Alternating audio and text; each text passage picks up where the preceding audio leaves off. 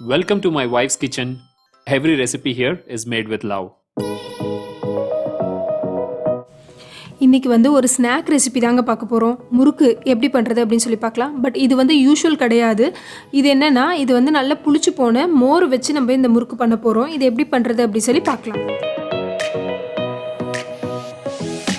இது பண்ணுறதுக்கு 3 கப் அளவுக்கு நான் மோர் எடுத்திருக்கேன். இது நல்லா புளிச்ச மோர். இது எவ்வளோ புளிச்சிருக்கோ அந்த அளவுக்கு முறுக்கோட டேஸ்ட் ரொம்ப சூப்பராக இருக்கும். 3 கப் அளவுக்கு மோருக்கு நான் 6 கப் அளவுக்கு அரிசி மாவு எடுத்திருக்கேங்க. கூடவே கொஞ்சமாக ஓமம், 1 டேபிள் ஸ்பூன் அளவுக்கு ரெட் சில்லி பவுடர், தேவையான அளவுக்கு உப்பு, கூட கொஞ்சம் பெருங்காயம் ஆட் பண்ணிக்கோங்க. நான் இதில் காட்ட மறந்துட்டேன். இது எல்லாத்தையும் நல்லா மிக்ஸ் பண்ணி விட்டுருங்க. இது கூட உங்களுக்கு ஜீரகம் ஃப்ளேவர் பிடிக்கும்னா அது ஆட் பண்ணிக்கலாம், எள்ளு பிடிக்கும்னா அது கூட ஆட் பண்ணிக்கலாம். எல்லாத்தையும் நல்லா மிக்ஸ் பண்ணதுக்கப்புறம் ஒரு 3 டேபிள் ஸ்பூன் அளவுக்கு நல்லா உருக்குன வெண்ணெயை ஆட் பண்ணுறேன். இது கொஞ்சம் சூடாக இருக்க மாதிரி ஆட் பண்ணிக்கோங்க. இல்லை அப்படின்னா நல்லா ஹாட்டாக இருக்க ஆயிலை இது கூட ஆட் பண்ணிக்கோங்க. எல்லாத்தையும் ஆட் பண்ணி இந்த மாதிரி நல்லா மாவில் பட்டரு நல்லா மிக்ஸ் ஆகிருக்கணும். மிக்ஸ் ஆனதுக்கப்புறமா அதோட டேஸ்ட் பார்த்துட்டு உப்பு காரம் வேணும்னா இதில் ஆட் பண்ணிவிட்டு அதுக்கப்புறமா நம்ம எடுத்து வச்சுருக்க மோரை கொஞ்சம் கொஞ்சமாக ஆட் பண்ணி நல்லா முறுக்கு மாவு பதத்துக்கு பிசைஞ்சு எடுக்க போகிறோம். இது கொஞ்சம் மாவு கெட்டியாக இருந்தால் நல்லாயிருக்கும். ஸோ நல்லா கொஞ்சம் கெட்டியாக இருக்க மாதிரி மாவு பிசைஞ்சு எடுத்துக்கோங்க. இதில் உங்களுக்கு அரிசி மாவும் சரி இல்லை மோரும் சரி தேவைப்பட்டதுன்னா கொஞ்சம் ஜாஸ்தி ஆட் பண்ணிக்கோங்க. ஆட் பண்ணி கொஞ்சம் நல்லா ஸ்டிஃபாக இந்த அளவுக்கு பதத்துக்கு மாவு பிசைஞ்சு எடுத்துக்கலாம். இன்றைக்கி நான் இந்த ரவுண்டாக இருக்க முறுக்கு புளிகிற அச்சில் தான் இந்த முறுக்கு போட போகிறேன். இதை அச்சு போட்டுட்டு ஆயில் தேவையான அளவுக்கு உள்ளே கொஞ்சம் லைட்டாக அப்ளை பண்ணி எடுத்துக்கலாம். அப்ளை பண்ணிவிட்டு நம்ம ரெடி பண்ணி வச்சுருக்க மாவு இதில் ஃபில் பண்ணிக்கோங்க.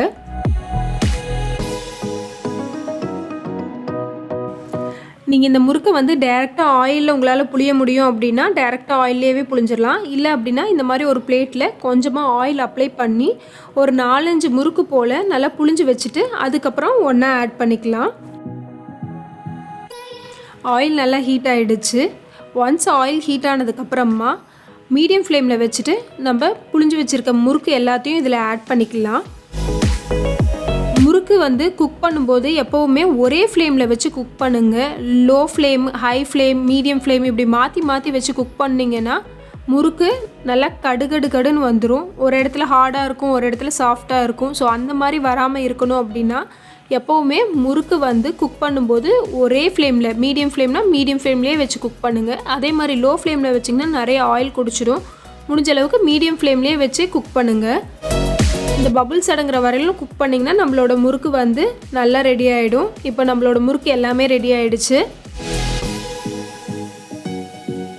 இப்போது அடுத்த பேட்ச் நான் டேரெக்டாக அப்படியே ஆயிலில் புழிஞ்சு விடுறேன். இது எப்படியும் நான் உடச்சி தான் வைக்க போகிறேன். ஸோ அதனால் ஷேப்பெல்லாம் இல்லை, சும்மா அப்படியே ரஃபாக புழிஞ்சு விட்டுறலாம். ரொம்ப மோர் புளிச்சு போச்சு அப்படின்னா மோஸ்ட்லி நம்ம தூக்கி போட்டுருவோம். ஸோ அந்த மாதிரி வேஸ்ட் பண்ண தேவையில்லை. இந்த மாதிரி முறுக்கு அந்த மோர் எந்த அளவுக்கு புளிச்சிருக்கோ அந்த அளவுக்கு இந்த முறுக்கோட டேஸ்ட் ரொம்ப நல்லா இருக்குங்க. நம்ம இதில் மாவில் மிளகாத்தூள், அப்புறம் ஓமம், உப்பு இதெல்லாம் ஆட் பண்ணோம் இல்லையா, அதுக்கு பதிலாக நீங்கள் மோர்லேயே உப்பு, மிளகாத்தூள் இது எல்லாத்தையும் ஆட் பண்ணி நல்லா மிக்ஸ் பண்ணி விட்டுட்டு அதுக்கப்புறமா நீங்கள் அரிசி மாவு அதை கலந்து பிசைஞ்சிங்கனாலும் இன்னும் நல்லா இருக்கும். இந்த ரெசிபி நான் என்னோடய ஃப்ரெண்டுக்கிட்ட இருந்து கற்றுக்கிட்டேன். கண்டிப்பாக இந்த ரெசிபி உங்களுக்கும் பிடிக்கும்னு நினைக்கிறேன். இந்த ரெசிபி உங்களுக்கு பிடிச்சிருந்ததுன்னா மறக்காமல் எங்கள் சேனலுக்கு சப்ஸ்கிரைப் பண்ணுங்கள்.